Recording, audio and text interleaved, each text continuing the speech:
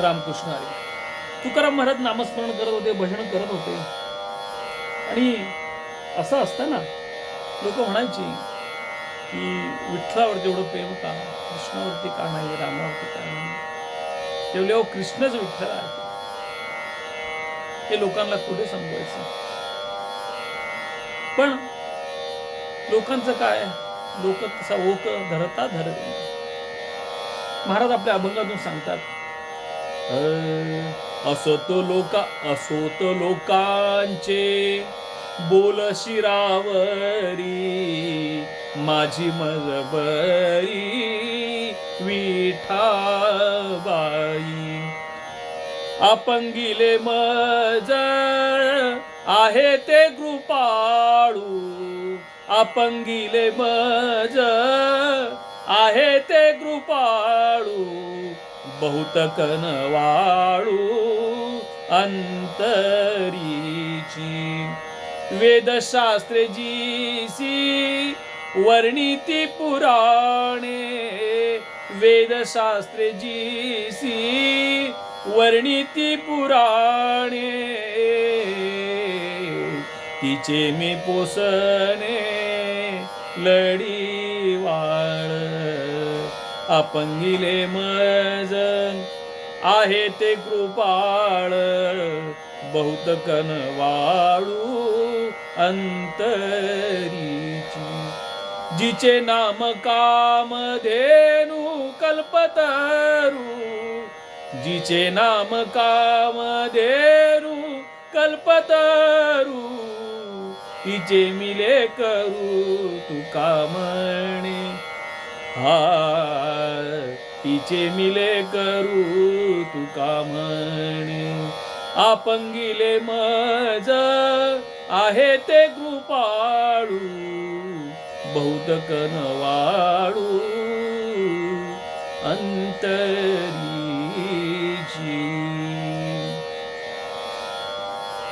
असो तो लोकांचे बोल शिरावरी, माझी मजबरी विठाबाई.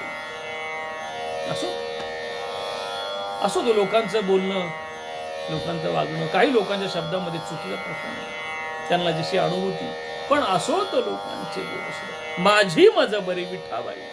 अहो, तुमच्या देवाच्या हातात न शस्त्र नाही, अस्त्र नाही, कसं संरक्षण करणार. काही देतही नाही, घेतो भरपूर. एवढ्या अवतारांमध्ये दिलंच भरपूर. हाच अवतार आहे, नको तो काढून घेतो. शुद्ध भक्त आपल्यासारखा करतो. हा देव कसा आहे माहितीये, हा आपल्यासारखा करतो. त्याच्याही हातात काही ठेवलं नाही आणि आपल्याही हातात काही ठेवलं. वस्तूतून मुक्त करतो, कामातून मुक्त करतो, आणि काय करतो त्याचा अंकित करतो. ज्ञानेश्वर महाराज अतिशय सुंदर त्यांच्या विरहिणीमध्ये, आपण तेही पुढे ऐकणार आहोत. असंख्य अभंग आपल्याकडे आहेत, हजारो आहेत. आपण त्याच्यावरती जसं जमेल तसं बोलत जाऊ. काय सांगता या अभंगामधून, असो तो लोकांचे बोल शिरावरी, माझी मजबरी विठाबाई. अपंगिले मज आहे तो कृपाळू. तुम्ही जर कुठल्या अंगाने अपंग असेल, विचाराने, बुद्धीने, मला तशी लाज वाटत नाही. कारण का, की कृपाळू माऊली मला तशातही कडेवर घेऊन चालायला समर्थ आहे. बहुत कनवाळू अंतरीची. किती अंतरीची कनवाळू आहे, किती आईसारखी आहे. आईच आहे. कसं आहे, किती हे मुलं अपंग असलं, किती नटकं असलं, किती शेंबडा असलं, त्या आईसाठी ते मूल कृष्णाचाच अवतार असतो. आणि असंच आमच्यासारखं आहे. आम्ही किती नकटे, विचाराने, आचाराने भ्रष्ट, विचाराने भ्रष्ट, आचाराने भ्रष्ट कसेही असलो, तर हे सखे, हे विठ्ठलाई तुझेच आहोत, तुझेच आहोत. कारण तू बहुत कनवाळू अंतरीची आहे. वरवर कनवाळू नाही, अंतरातून. वेदशास्त्र जिसी वर्णिती पुराणी. 4 वेद, 6 शास्त्र, 18 पुराण जिचं वर्णन करून थकली. पण वर्णन काय पूर्ण होत नाही. अशी माझी विठ्ठल मायबाप, असा माझा पांडुरंग, तिचे मी पोसणे लढिवा. किती मोठा, 4 वेद 6 शास्त्र 18 पुराण सुद्धा तिचं वर्णन करू शकले नाही. शेषही दमला वर्णन करता करता.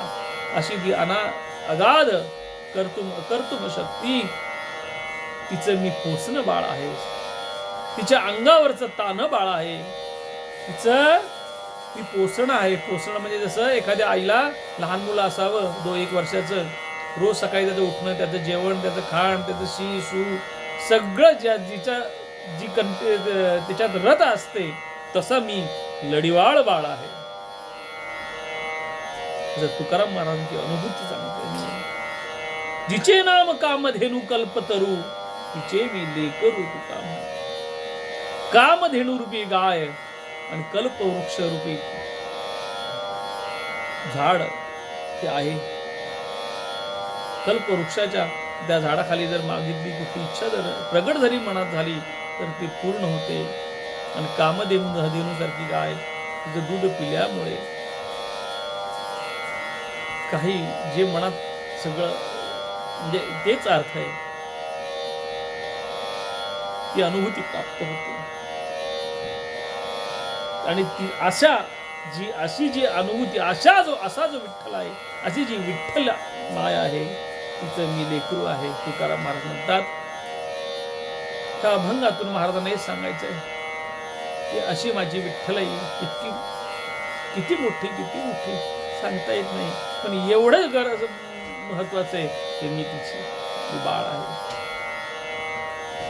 मी तिचं बाळ आहे. आणि ती कशी आहे माझ्याकरता? कृपाळू आहे, लढिवाळ आहे आणि कनवाळू आहे. या अभंगातून महाराज आपल्याला सांगतायत, बघा माझी अनुभूती आहे ती नामामुळेच प्राप्त झाली. तुम्ही ती प्राप्त करून घ्या त्या अवस्थेला. जय जय रामकृष्ण.